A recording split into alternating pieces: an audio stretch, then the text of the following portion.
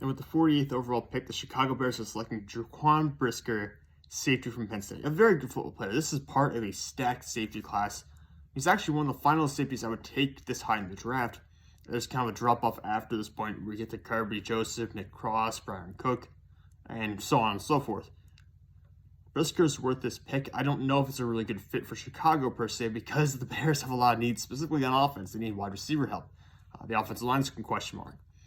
Defensively, they've added a corner, and they've added, now, Jaquan Brisker at safety to play alongside Eddie Jackson. And, Eddie Jackson's not been really good as of late, so this really helps out your safety room.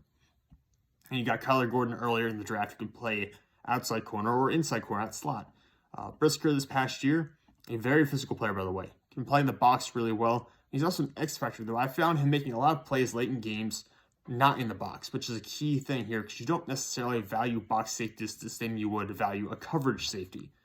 So I think Brisker's that X factor is really useful for him because it adds on to the value he brings as a box safety to begin with, which is where I think his best spot is in the NFL level.